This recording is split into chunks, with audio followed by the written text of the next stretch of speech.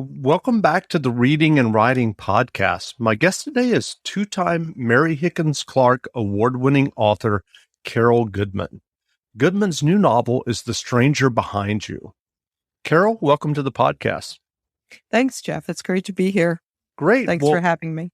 Absolutely. Well, if someone hasn't yet heard about your new novel, The Stranger Behind You, how would you describe the novel?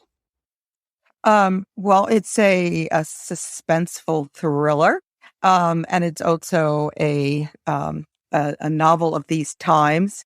It's set. It's about a reporter, Joan Laurie, who has just done an expose on a very important man she's exposed as a sexual predator.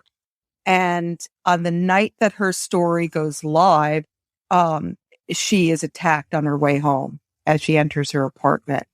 And in the wake of that, she seeks refuge at the safest place she can find, which turns out to be an apartment building called The Refuge in northern Manhattan. So that's where it starts out. That's great. Well, do you remember the original idea or impetus that led you to writing The Stranger Behind You? I actually do. You don't always know that origin story Right. for every book, but for this book, I think I do. There are a couple things that sort of came around the same time and added up to it. The first actually was, there was the Me Too movement that was, going on that we were all hearing about, and, Harvey Weinstein and Jeffrey Epstein. I don't think Jeffrey Epstein had actually happened yet. But then I was listening to Dr. Christine Blasey Ford give her testimony about the sexual assault that she endured. And then the lifelong aftermath of that, what she called the sequelae of that attack. And the symptoms she described were claustrophobia, panic attacks, anxiety. And I found myself weeping, as I think a lot of women were really moved and touched by her testimony and reflected on experiences they had had. But the person I really was weeping for was my mother, who I knew had a traumatic childhood, who I knew she had been sexually assaulted when she was 18. And I knew she had had all these symptoms. She had had anxiety and claustrophobia. She slept with the light on her entire life. But somehow I had never really put them together. I'd never realized that what she was suffering was really, this sequelae of that attack. And that made me really want to write something about something that dealt with the Me Too movement, but that also really went back in history to, situations women had to deal with many years ago. So sure. I think, that was what launched it. Right. That's some powerful motivation. Well, I'm curious, what was your initial writing journey that led you to writing and publishing your first novel? Oh, okay. So that goes back a little bit about talking about things that go back, because it'll be 20 years next year. It will be the 20th anniversary of my first book's publication. So it was a little over 20 years. Well, I was always a writer. Since I was 9, that's what I wanted to do. And while I did get a lot of encouragement to that, I had no idea how to go about that. But I wrote poetry in my teens, really bad poetry. I wrote short stories in my 20s, didn't get anything published. Wrote 2 novels before I was in my 30s, or in my early 30s, that did not get published. And I did an MFA program. Finally, I started getting some stories published, and the 3rd novel I wrote, The Lake of Dead Languages, that one got an agent, and that one, got sold. And that I was by that time in my mid-30s. So it was I always tell people that's either a happy story or a sad story, depending on how old you are. Well, what do you feel like you were learning along the way as you were writing those short stories and then those initial 2 novels? Well, there were a number of one. I was learning just to keep going, and that you kind of just have to do it at some point because it's what you want to do. and sort of live with that, the discouragement that comes along with it, as well as, some encouragement. But then in a craft sense, I think what made the difference in my third novel is when I went back to poetry and then back to short stories. I began to see how I could use the quality of language and imagery of poetry and the conciseness of short fiction in a longer work. And it was taking those skills and bringing them to the novel that I think made a difference. I think is what made that third novel different, and a little bit more skillful. I mean, it's still I feel like I'm always on a path to learning all the craft tricks, but or the craft skills, I should say. They're Right. not really tricks. But I do think I did feel, I learned a few things in some writing classes and through, people's reaction to what I wrote. And I began to be able to apply that to a longer work. Well, how do you think your MFA experience impacted your novel writing and your success as a writer? Well, first of all, I'll say that, I don't think anyone needs to get an Mm-hmm. MFA to be a Sure. writer. Obviously many people did without it. But for me, it came at a time in my life where taking those classes, um, I, it was a pledge of seriousness, of that, okay, this is really what I am. And this is Mm-hmm. what, um, I'm aiming for, and to be among other writers who really cared, and were very serious about writing. So to be among them as peers made a big difference to me. And I think that I began to take my writing more seriously. And, and I continued learning. I'd been taking writing classes before the MFA. The writing classes I took there were particularly good, both because of the quality of the teachers and the level of the students, that they were all, I'd say that was the biggest difference. They were all Sure. people who were committed to being writers, and getting feedback and response from both my teachers and those other writers, made a big difference for me. It did it. And I think I did I ended up writing Lake of Dead Languages, in the year after I finished the MFA. And I did ask the agent who ultimately, agreed to represent that book, whether it made a difference that I had an MFA. And she said, well, it wasn't the only, the main thing was that she liked the book that I Right. submitted to her.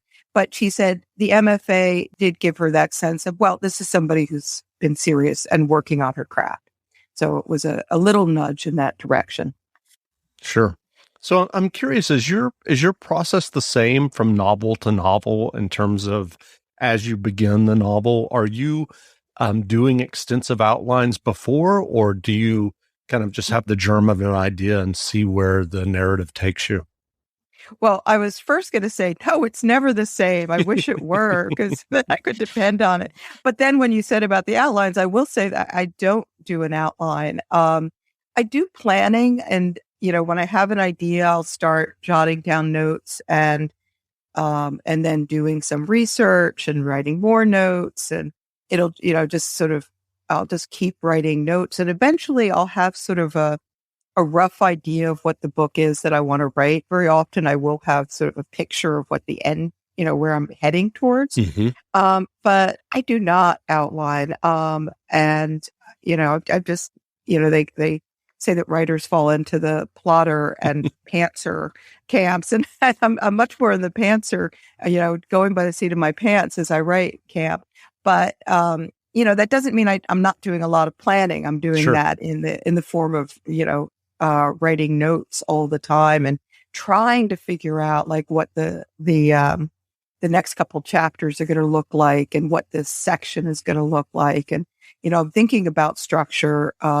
I sometimes really wish that I just don't think I have the kind of brain that Right. can plan in detail.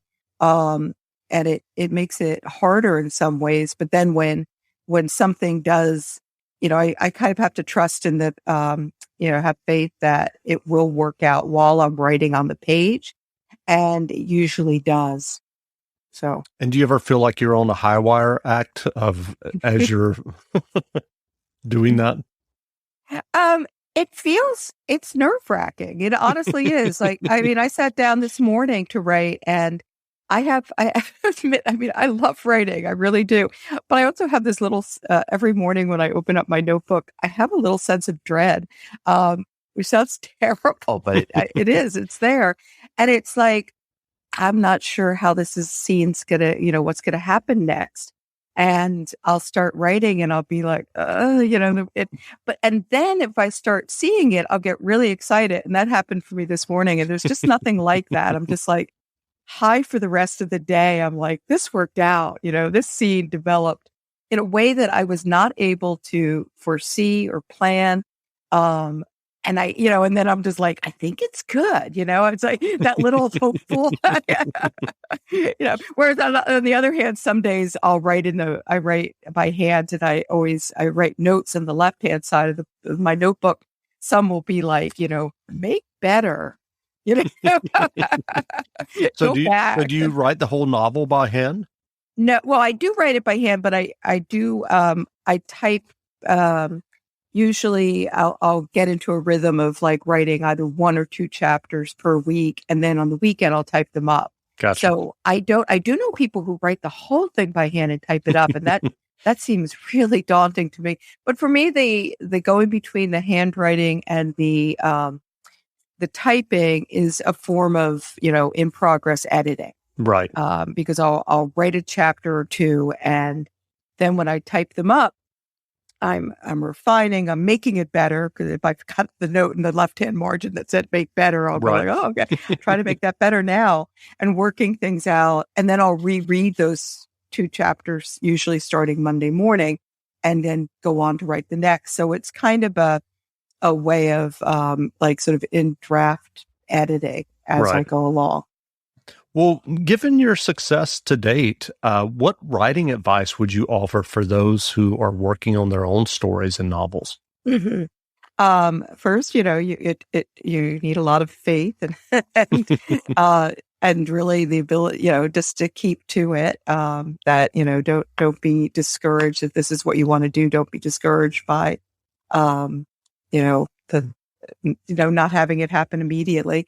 And then, reading, just reading as much as you can. That's, I think, where most of us start by learning how to write is, by reading a lot, reading eclectically, read the kind of books you think you want to write. And, and I think taking classes and finding a community of writers, finding people who can give you feedback is really important. And that can be difficult. Sometimes you can find friends and family who are good at that. But friends and family aren't always the ones that are best at that. So, by taking classes or, joining writing groups, you can hopefully find a few people who, give you good feedback. And by good feedback, I always say good feedback, I tell my students, is feedback you can do something with. If it stops you from writing, it wasn't good. Right. Ignore it. Yes. Well, what novels or nonfiction books have you read recently that you enjoyed?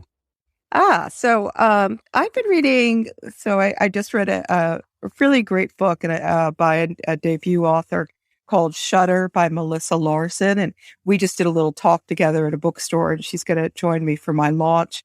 And it's a suspense novel set on an island off the coast of Maine, which I happen to have met Melissa at a writer's retreat on an island off the coast of Maine. So, so that was really fun to read, and it's great to read a debut author who has so much promise. I'm reading a book right now by Leah Conan called All the Broken People. Again, I'm gonna be joining her at an event at Oblong Books on July 6th, as well as Melissa. And that's set in Woodstock, and it's a great suspense novel. So I'm reading suspense novels. I'm also doing some kind of research reading because the next book I'm working on is set in the 1940s. So I've been reading some noir, some Chandler and Laura, and watching a lot of 40s movies. So I've been kind of going back and forth between reading what's new, what's contemporary, and also some 40s noir detective fiction. That's great. Well, where can people find you online if they'd like to learn more about you and your novels? Well, you can go to my website, carolgoodman.com. You can go to my author Facebook page, Carol Goodman Author. I think if you do that, you'll find it. And those, I think, are the best places. Great. And from there, you can find the other places, I'm Yes, sure. yes. Great. Well, again, we've been speaking with Mary Higgins Clark, award-winning author Carol Goodman. Carol's latest novel, The Stranger Behind You, is on sale now, so go buy a copy. And Carol, thanks for doing this interview. Oh, it's such a pleasure. It was fun talking with you, Jeff. Thank you so much. Thank you. Now, stay tuned for a brief excerpt from the audiobook of The Stranger Behind You by Carol Goodman, performed by Samantha Dez. Available from Harper Audio, wherever audiobooks are sold. It happened the night the story went live. My editor, Simon Wallace, had rented out the restaurant across the street from Mannahatta's offices to celebrate. A lavish gesture even for Simon, who ran the magazine as if it were 1989. "You've worked on it for 3 years. It's a damned fine story. You deserve to celebrate before the wolves circle." He'd given the last phrase in his husky vibrato with a wink as we stood outside the door to the restaurant. He'd warned me 3 years ago that if I went forward with the story, I'd be letting myself in for a holy shitstorm. He delivered the warning during my interview for a job writing for the style section of Mannahatta. I'd already interviewed with a style editor, Sylvia Crosley, but apparently the big boss had to personally meet all potential new hires. The first question Simon Wallace asked when he looked at my resume was, "Why'd you leave the Globe?" It's what I'd been afraid of. No one left an internship at the Globe voluntarily. It was the plum of journalism internships.